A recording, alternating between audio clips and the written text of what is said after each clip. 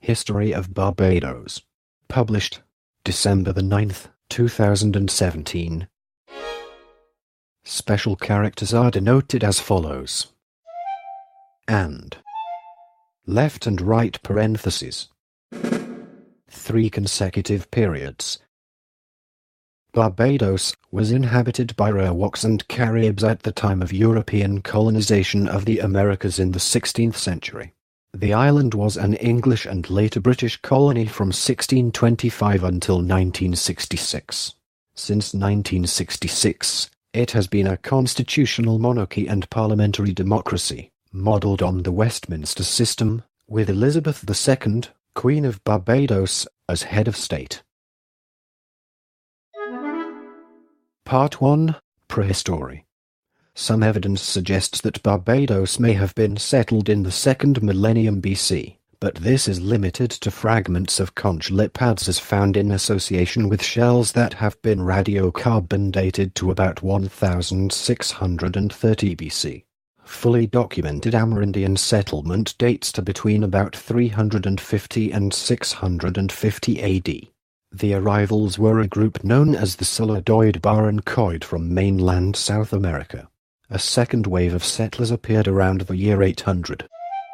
The Spanish referred to these as Arawaks, and a third in the mid-13th century, called Caribs by the Spanish. This last group was politically more organized and came to rule over the others. Part 2. Early history.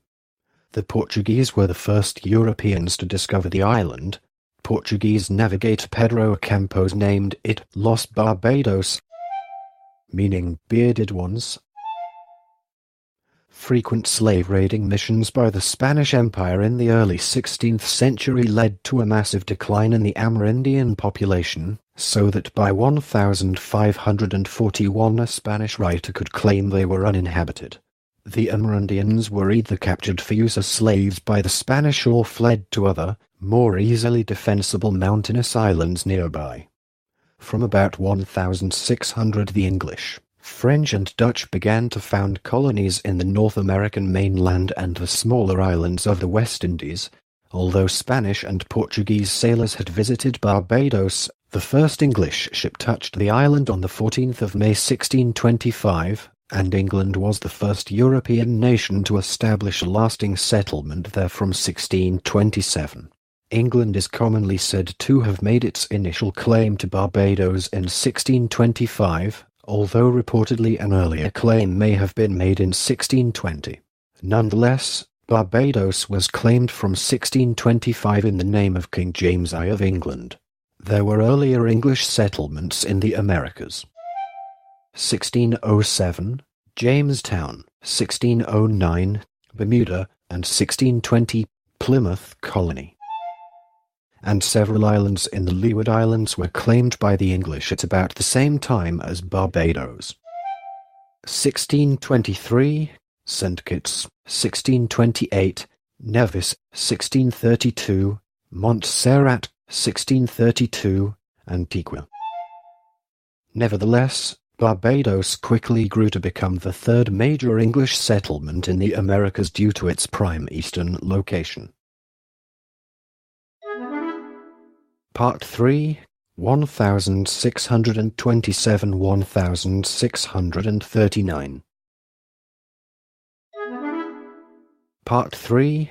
1627–1639. Chapter 1. Early English Settlement. The settlement was established as a proprietary colony and funded by Sir William Walton, a City of London merchant who acquired the title to Barbados and several other islands. So the first colonists were actually tenants, and much of the profits of their labour returned to Walton and his company. The first English ship, which had arrived on the 14th of May 1625, was captained by John Powell. The first settlement began on the 17th of February 1627, near what is now Hull Town, formerly Jamestown, by a group led by John Powell's younger brother, Henry, consisting of 80 settlers and 10 English labourers. The latter were young indentured laborers who, according to some sources, had been abducted, effectively making them slaves. Citation needed. Courteen's title was transferred to James Hay, 1st Earl of Carlisle, in what was called the Great Barbados Robbery.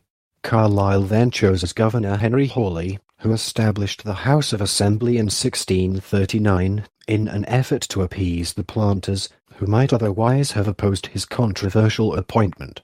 In the period 1640 to 60, the West Indies attracted over 2/3 of the total number of English emigrants to the Americas. By 1650 there were 44,000 settlers in the West Indies, as compared to 12,000 on the Chesapeake and 23,000 in New England. Most English arrivals were indentured. After 5 years of labor, they were given freedom dues of about usually in goods. Before the mid-1630s, they also received 5 to 10 acres of land, but after that time the island filled and there was no more free land. Around the time of Cromwell, a number of rebels and criminals were also transported there. Timothy Meads of Warwickshire was one of the rebels sent to Barbados at that time, before he received compensation for servitude of 1,000 acres of land in North Carolina in 1666.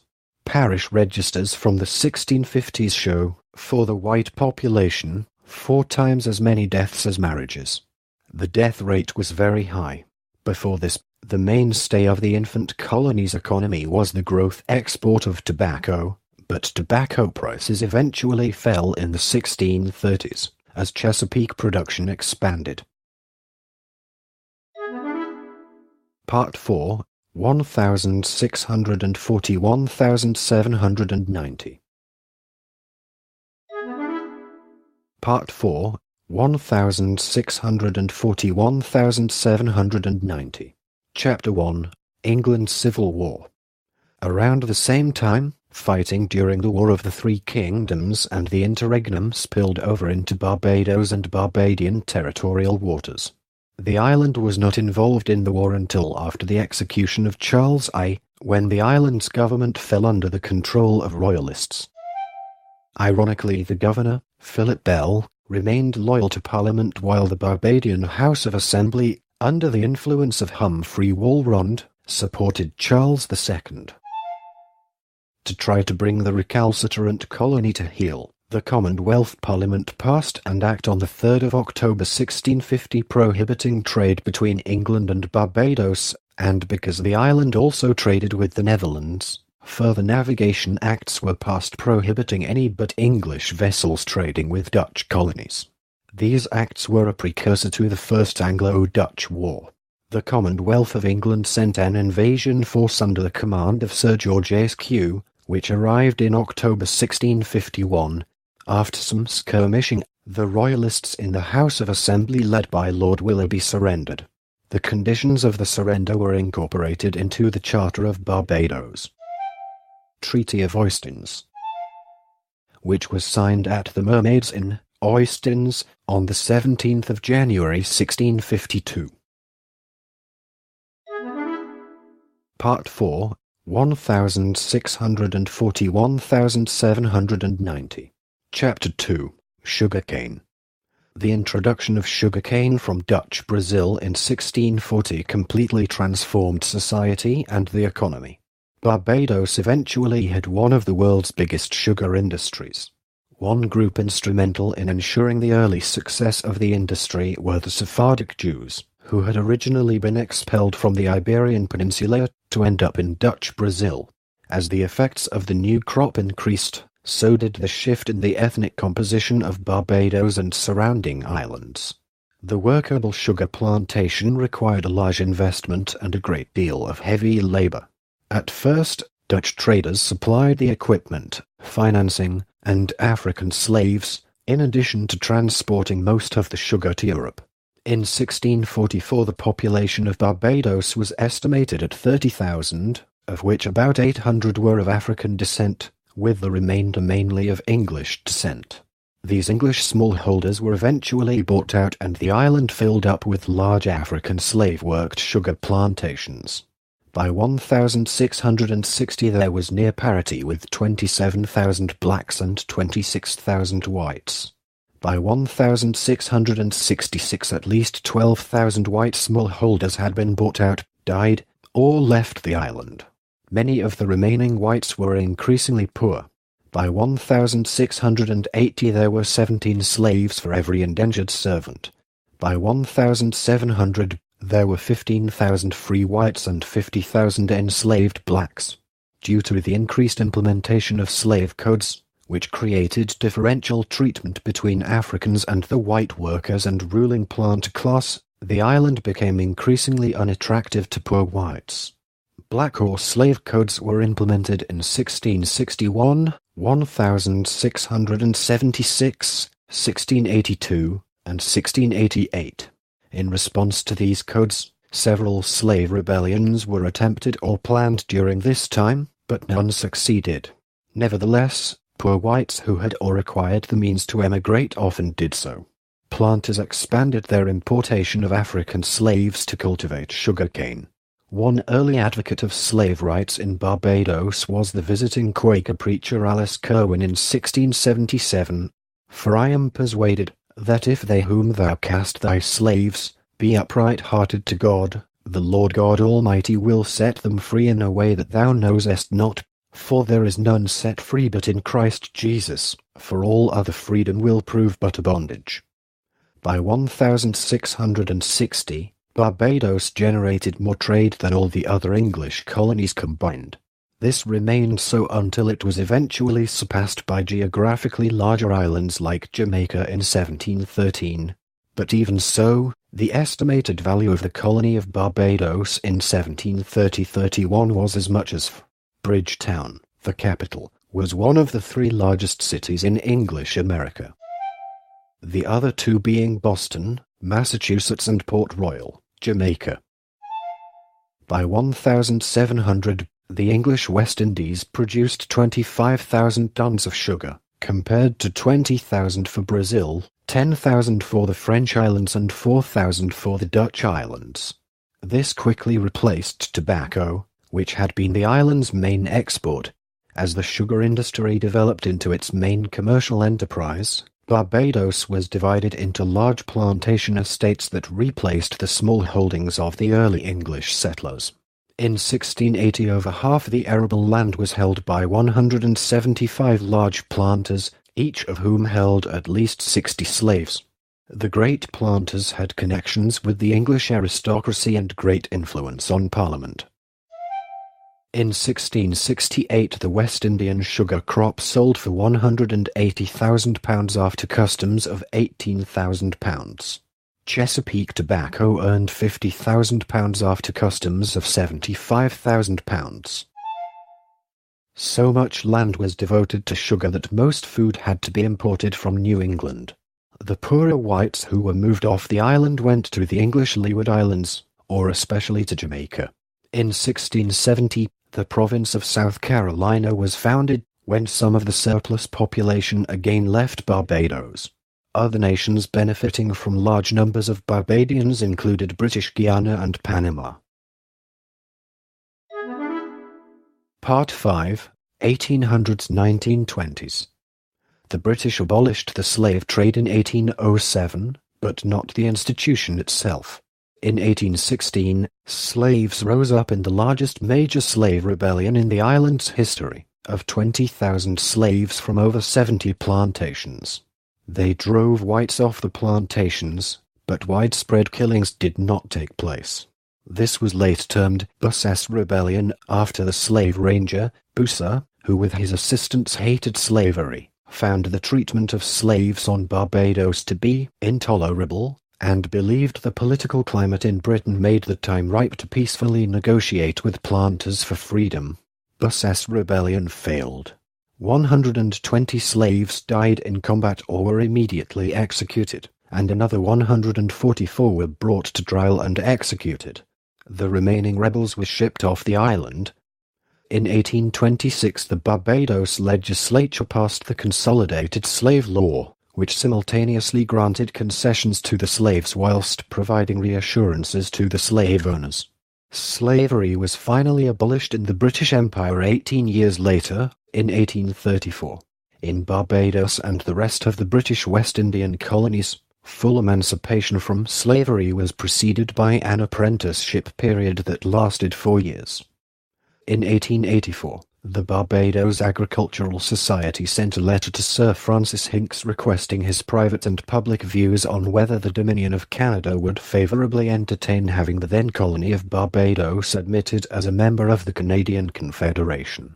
Asked from Canada were the terms of the Canadian side to initiate discussions, and whether or not the island of Barbados could depend on the full influence of Canada in getting the change agreed to by the British Parliament at Westminster.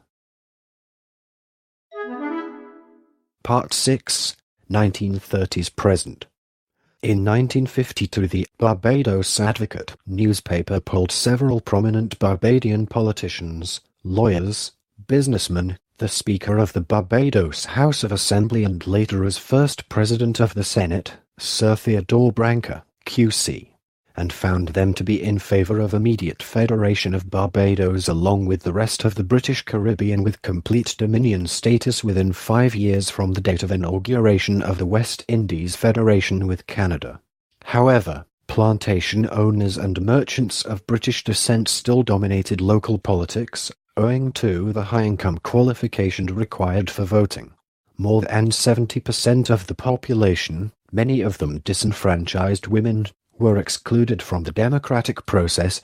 It was not until the 1930s that the descendants of emancipated slaves began a movement for political rights.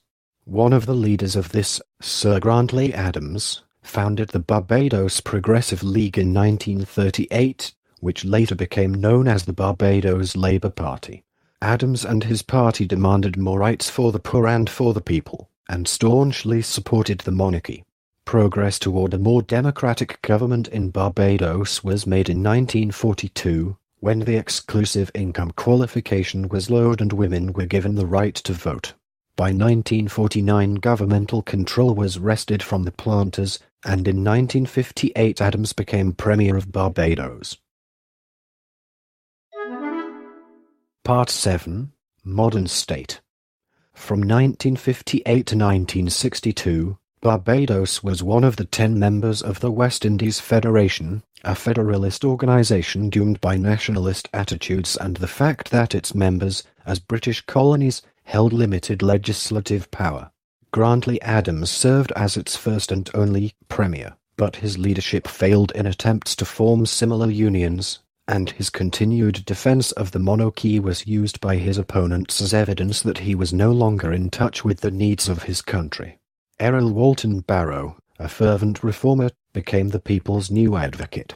Barrow had left the BLP and formed the Democratic Labour Party as a liberal alternative to Adams' conservative government. Barrow instituted many progressive social programs, such as free education for all Barbadians and a school meals system. By 1961, Barrow had replaced Adams as premier and the DLP controlled the government. With the Federation dissolved, Barbados reverted to its former status, that of a self-governing colony. The island negotiated its own independence at a constitutional conference with Britain in June 1966. After years of peaceful and democratic progress, Barbados finally became an independent state on the 30th of November 1966, with Errol Barrow its first Prime Minister, although Queen Elizabeth II remained the monarch. Upon independence, Barbados maintained historical linkages with Britain by becoming a member of the Commonwealth of Nations. A year later, Barbados' international linkages were expanded by obtaining membership of both the United Nations and the Organization of American States. Part 8, Sugarcane and Slavery. Sugarcane cultivation began in the 1640s. After its introduction in 1637 by Peter Blower.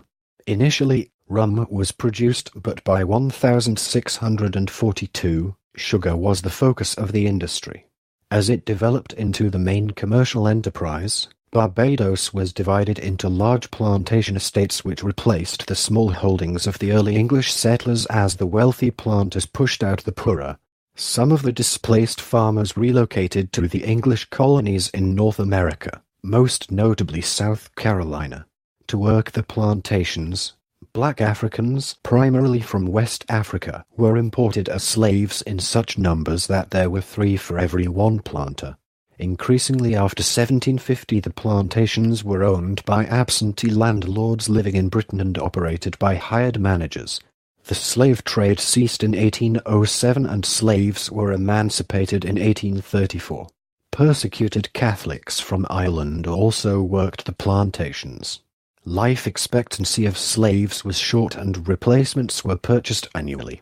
Roberts, 2006, shows that slaves did not spend the majority of time in restricted roles cultivating, harvesting, and processing sugarcane, the island's most important cash crop. Rather, slaves involved in various activities and in multiple roles: raising livestock, fertilizing soil, growing provisional crops, maintaining plantation infrastructure, caregiving, and other tasks. One notable soil management technique was intercropping, planting subsistence crops between the rows of cash crops, which demanded of the slaves skilled and experienced observations of growing conditions for efficient land use. Slaveholders often counted as married only the slaves with mates on the estate. For example, the manager of Newton Estate recorded 20 women with co-resident husbands and 35 with mates elsewhere. Members of the latter group were labeled single, members of extended units, or mother-child units. Part 9. Political History. Carrington, 1982. Examines politics during the American Revolution, revealing that Barbadian political leaders shared many of the grievances and goals of the American revolutionaries, but that they were unwilling to go to war over them. Nevertheless, the repeated conflicts between the Island Assembly and the royal governors brought important constitutional reforms which confirmed the legislature's control over most local matters and its power over the executive. From 1800 until 1885, Barbados then served as the main seat of government for the former British colonies of the Windward Islands. During the period of around 85 years, the resident governor of Barbados also served as the colonial head of the Windward Islands. After the government of Barbados officially exited from the Windward Island Union in 1885, the seat was moved from Bridgetown to St. George's on the neighbouring island of Grenada, where it remained until the territory of the Windward Islands was dissolved. Soon after Barbados' withdrawal from the Windward Islands, Barbados became aware that Tobago was going to be amalgamated with another territory as part of a single state. In response, Barbados made an official bid to the British government to have neighbouring island Tobago joined with Barbados as a political union. The British government, however, decided that Trinidad would be a better fit, and Tobago instead was made a ward of Trinidad. African slaves worked on plantations owned by merchants of English and Scottish descent. It was these merchants who continued to dominate Barbados politics, even after emancipation, due to a high-income restriction on voting. Only the upper 30% had any voice in the democratic process. It was not until the 1930s that a movement for political rights was begun by the descendants of emancipated slaves, who started trade unions. One of the leaders of this movement, Sir Grantley Adams, founded the Barbados Progressive League, now the Barbados Labour Party. In 1938, the Great Depression caused mass unemployment and strikes, and the standard of living on the island fell drastically. Adams continued to advocate more help for the people, especially the poor. Finally, in 1942, the income qualification was lowered. This was followed by the introduction of universal adult suffrage in 1951, and Adams was elected as Premier of Barbados in 1958. For his action and leadership, Adams would later become a national hero. From 1958 to 1962, Barbados was one of the 10 members of the West Indies Federation, an organization doomed to failure by a number of factors, including what were often petty nationalistic prejudices and limited legislative power. Indeed, Adams's position as Prime Minister was a misnomer, as all of the Federation members were still colonies of Britain. Adams, once a political visionary and now a man whose policies seemed too blind to the needs of his country, not only held fast to his notion of defending the monarchy but also made additional attempts to form other Federation-like entities after that union's demise.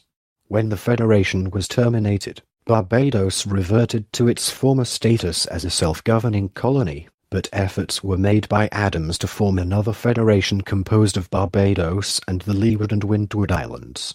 Erin Walton Barrow was to replace Grantley Adams as the advocate of populism, and it was he who would eventually lead the island into independence in 1966. Barrow, a fervent reformer and once a member of the Barbados Labour Party, had left the party to form his own Democratic Labour Party, as the liberal alternative to the conservative BLP government under Adams. He remains a national hero for his work in social reformation, including the institution of free education for all Barbadians. In 1961, Barrow supplanted Adams as premier as the DLP took control of the government. Due to several years of growing autonomy, Barbados, with Barrow at the helm, was able successfully to negotiate its independence at a constitutional conference with the United Kingdom in June 1966. After years of peaceful and democratic progress, Barbados finally became an independent state and formally joined the Commonwealth of Nations on the 30th of November 1966, Errol Barrow serving as its first Prime Minister. Part 9. Political History. Chapter 1. Confederations and Union Proposals. A number of proposals have been mooted in the past to have Barbados integrated with either neighbouring countries or once even the Canadian Confederation. To date all have failed, and one proposal even led to deadly riots in 1876 when Governor John Pope Hennessy tried to pressure Barbados politicians to integrate more firmly into the Windward Islands. Governor Hennessy was quickly transferred from Barbados by the British Crown. In 1884 attempts were then made by the influential Barbados Agricultural Society to have Barbados form a political association with the Canadian Confederation. From 1958 to 1962 Barbados became one of the 10 states of the West Indies Federation.